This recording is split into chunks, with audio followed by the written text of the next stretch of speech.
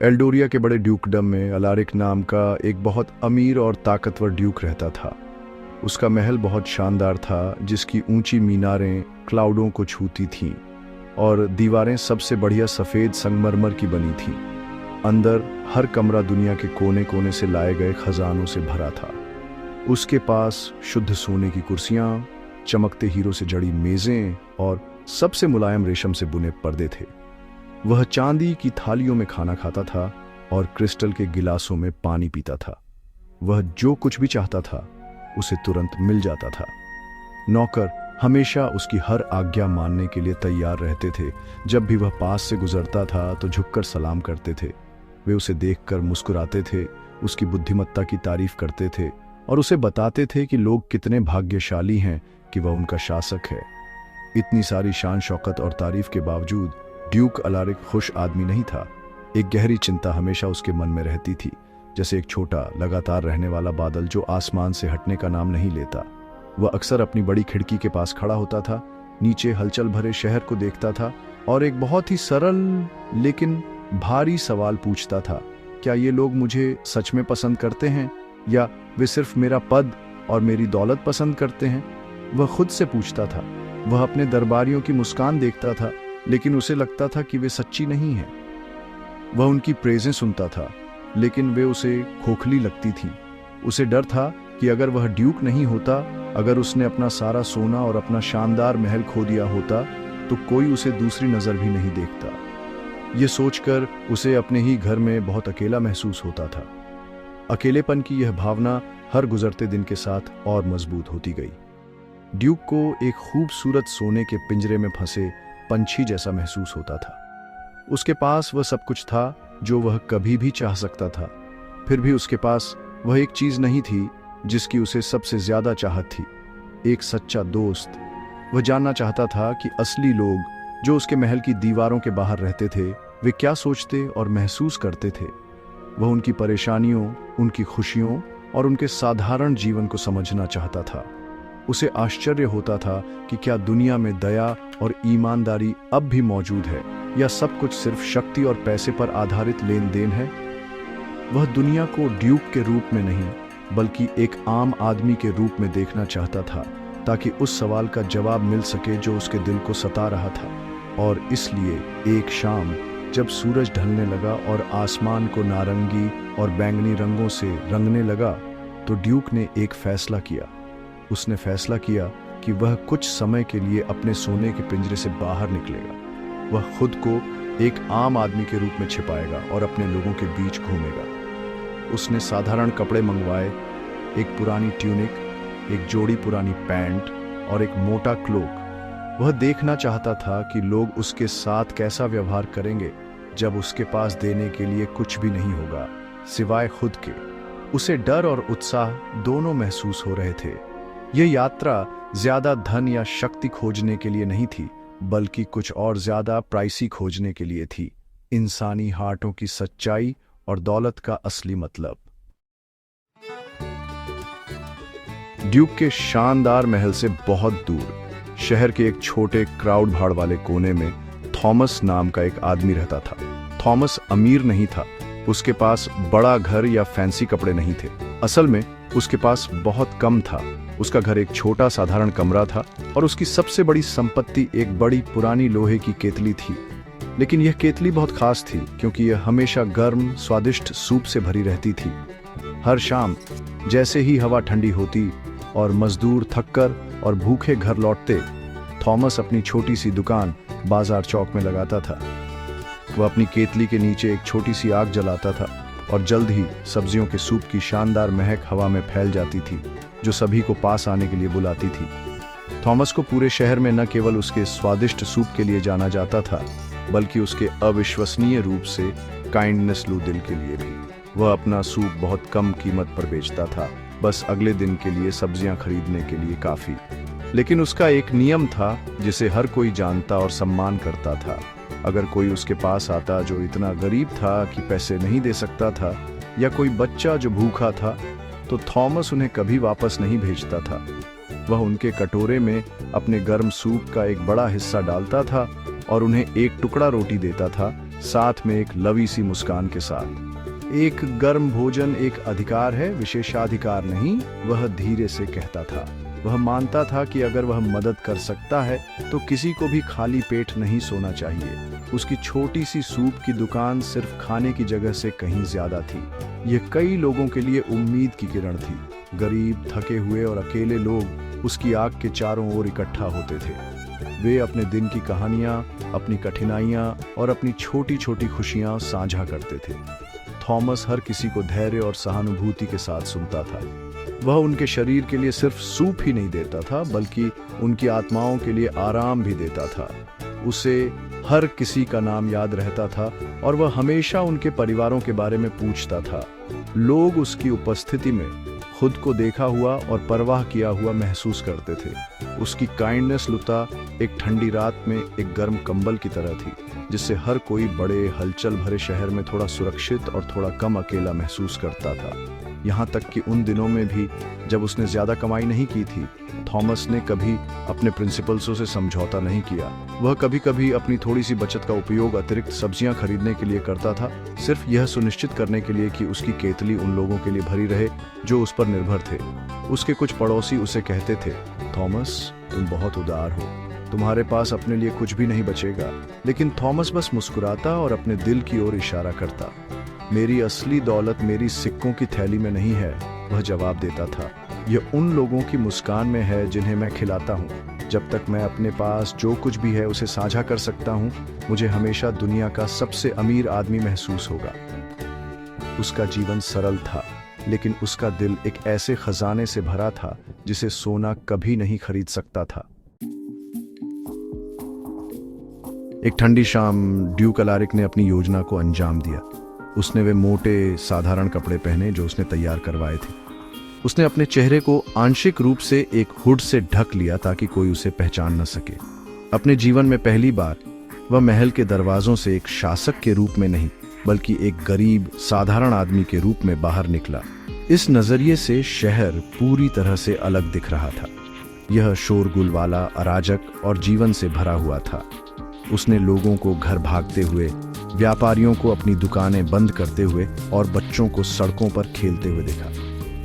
किसी ने उसे सलाम नहीं किया, किसी ने उसे देखा भी नहीं। वह भीड़ में बस एक और चेहरा था और किसी कारण से यह गुरफ्यूज्ड में उसे आज़ादी महसूस करा रही थी।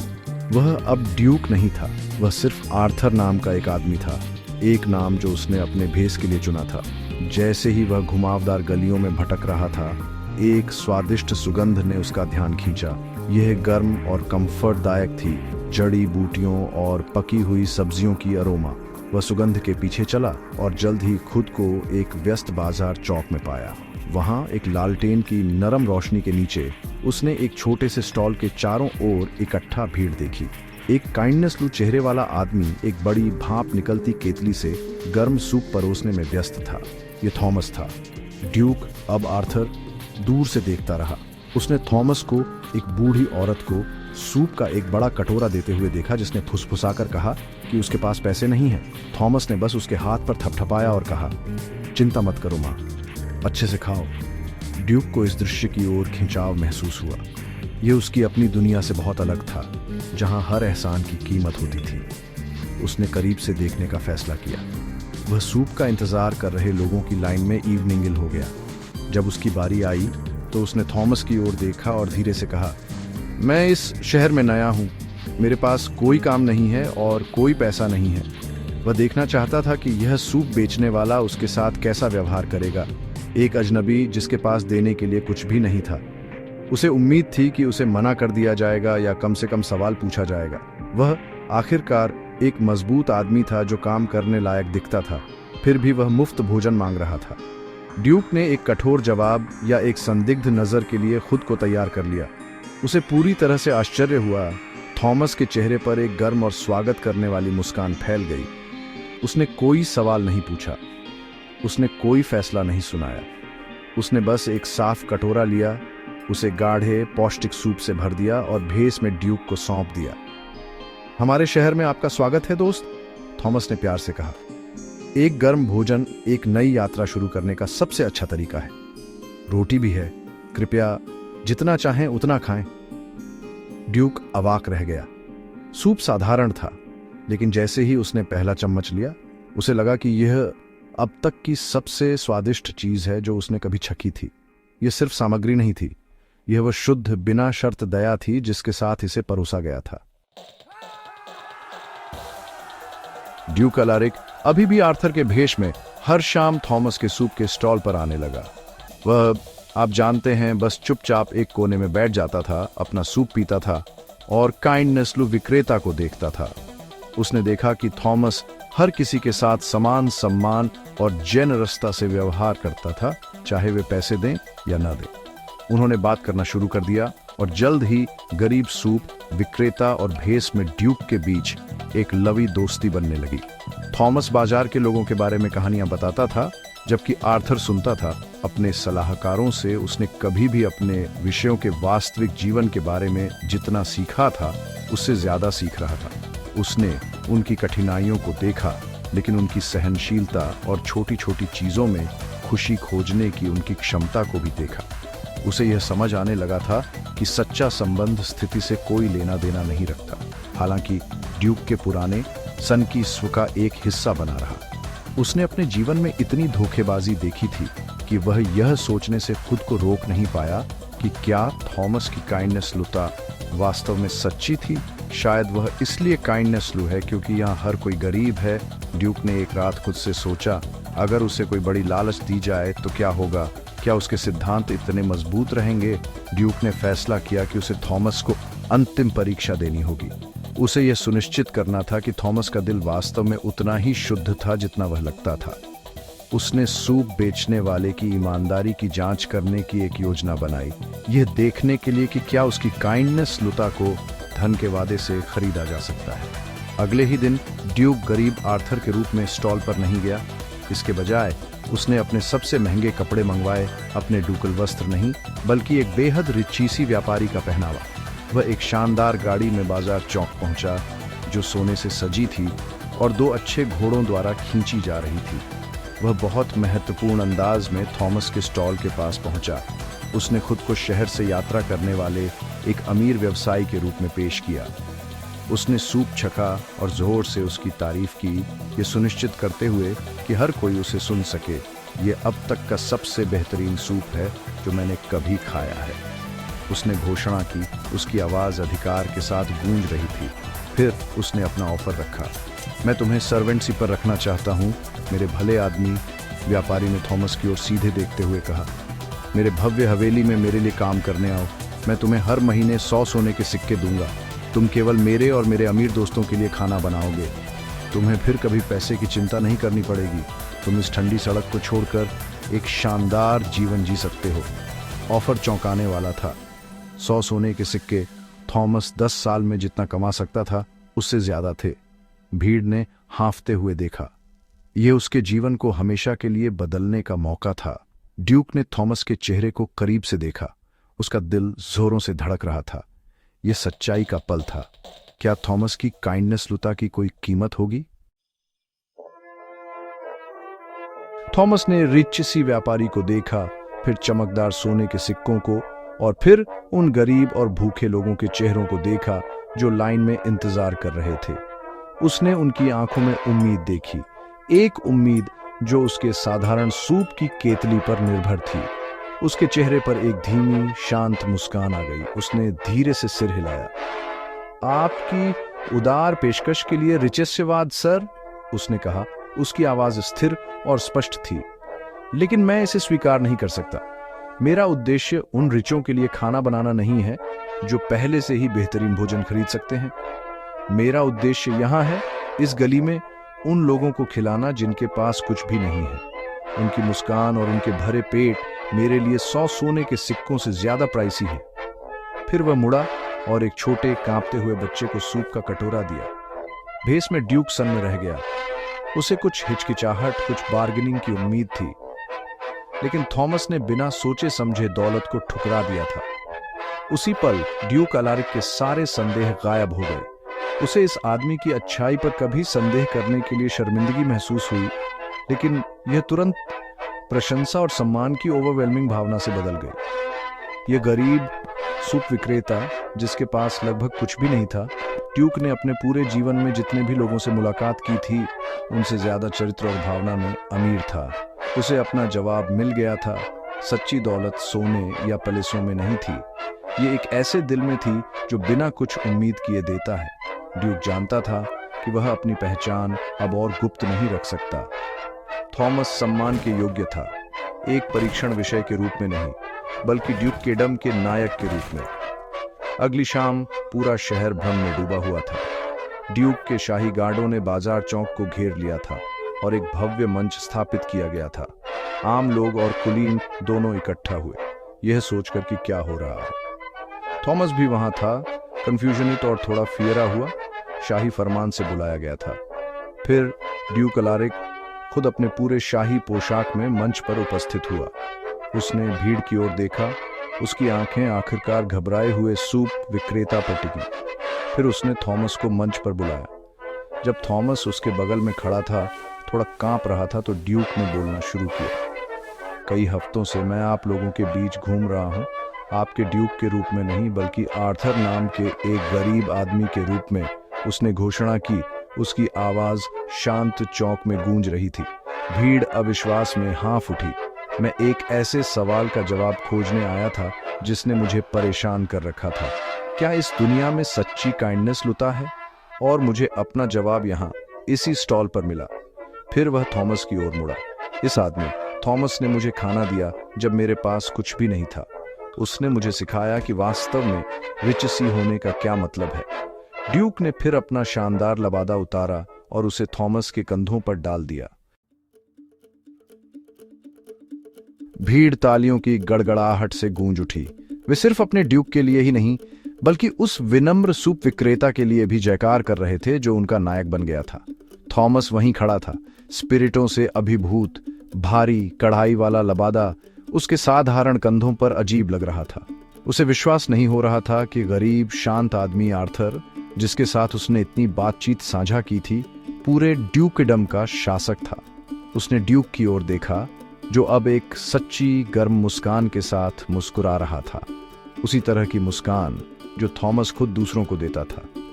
यह संदेह और अकेलेपन के बोझ से मुक्त मुस्कान थी, सच्ची खुशी की मुस्कान थी। ड्यूक अलारिक ने फिर एक शाही घोषणा की। आज से उसने घोषणा की, थॉमस अब सिर्फ एक सूप विक्रेता नहीं होगा, वह मेरा रॉयल अल्मोनर होगा, ड्यूकडम भर में दान की देखरेख करने वाला आधिकारिक व्यक्ति। उसे यह सुनिश्चित करने के लिए सभी संसाधन दिए जाएंगे कि हमारी भूमि में कोई भी कभी भूखा न सोए। उसने हर शहर में थॉमस की रसोई के निर्माण की भी घोषणा की। ड्यूकल खजाने द्वारा वित्त पोषित प्रतिष्ठान जो गरीबों को मुफ्त भोजन प्रदान करेंगे। थॉमस ने अपनी आंखों में खुशी के आंसू लिए सम्मान स्वीकार किया, अपने लिए नहीं, बल्कि उन सभी लोगों के लिए जिनकी वह अब बहुत बड़े पैमाने पर मदद कर सकता था। ड्यूक और सूप विक्रेता की कहानी पूरे देश में जंगल की आग की तरह फैल गई। यह हर बच्चे को सिखाया जाने वाला एक सबक बन गया। लोगों ने सीखा कि किसी व्यक्ति का मूल्य उसके जेब में पड़े सिक्कों या उसके नाम से पहले लगे पद से नहीं मापा जाता है, ये उसके दिल में दया और उसके कार्यों में ईमानदारी से मापा जाता है। ड्यूक खुद एक बदला हुआ आदमी था। उसे अब अपने सोने के पिंजरे में फंसा हुआ महसूस नहीं होता था।